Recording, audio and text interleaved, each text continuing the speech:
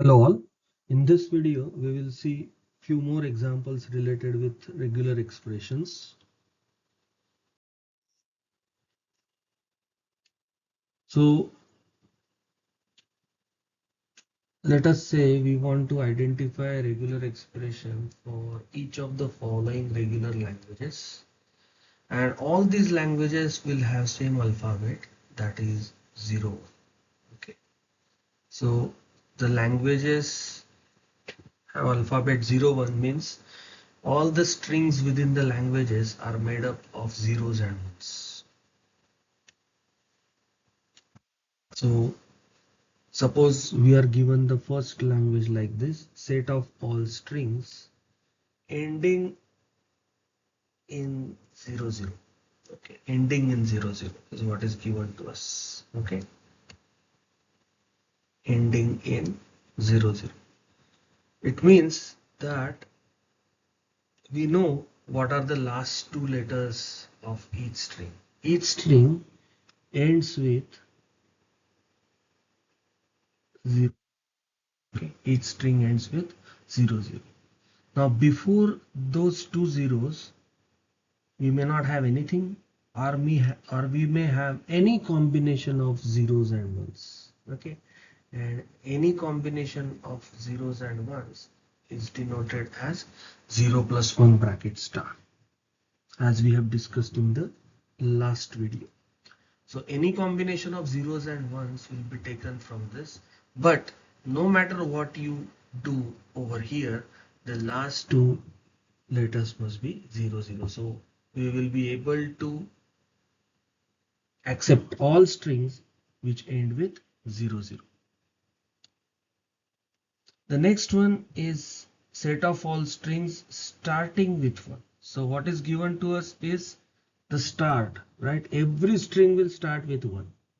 Followed by that 1, we may not have anything, or we may have any combination of zeros and ones.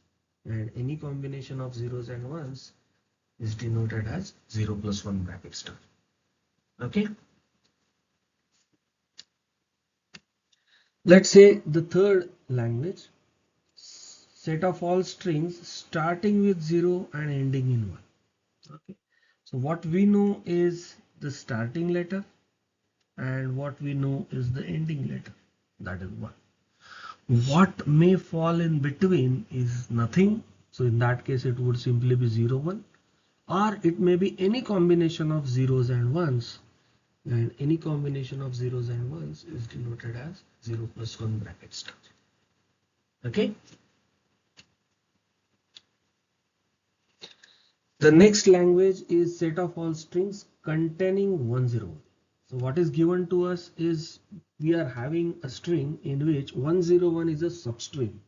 Now we don't know where is 101. It may be at the beginning, it may be at the end, or it may be somewhere in the middle. But at least once we will find 101 as a substring within the given string. Okay. So what we know is somewhere we are going to find 101. Now this 101 maybe at the start, maybe at the end, maybe somewhere in the middle.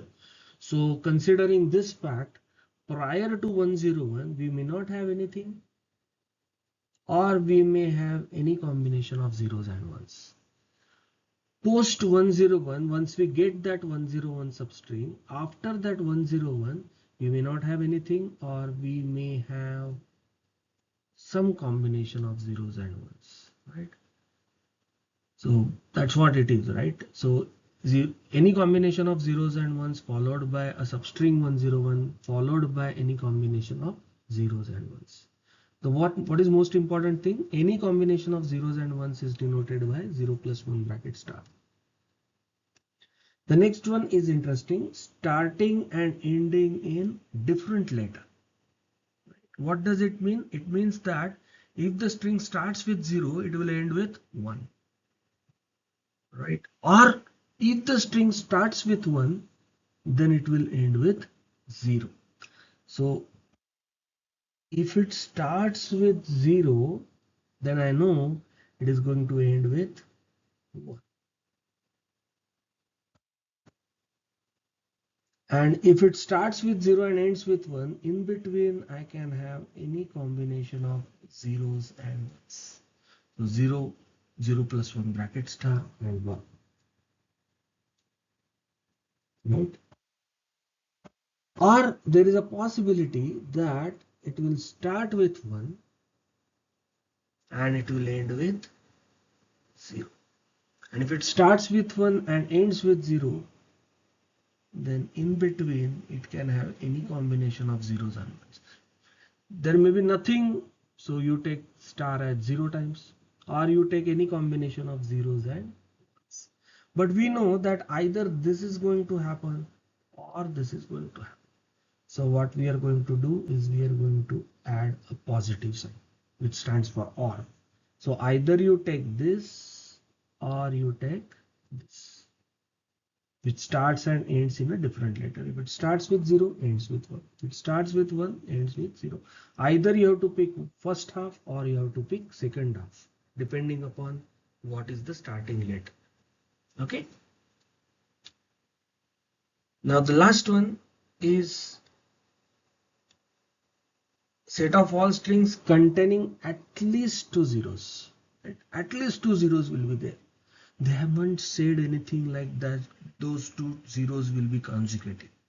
Need not be. They may be consecutive, they may not be consecutive. But the string will always contain at least 2 zeros. So if we know that the string at least contains 2 zeros, we know somewhere we are going to find first occurrence of 0, somewhere we are going to find the second occurrence of 0. Right? Now prior to the mandatory first occurrence of 0, we may not have anything, or we can have some combination of zeros and ones. In between the mandatory first occurrence and mandatory second occurrence of 0, we may not have anything, or you may have any occurrence of zeros or ones. And followed by the second mandatory occurrence of 0, we may not have anything, or we may have any combination of zeros and ones. Okay, so you see this regular expression makes sure that every string will contain at least 2 zeros. Okay, I hope you have understood this. Thank you.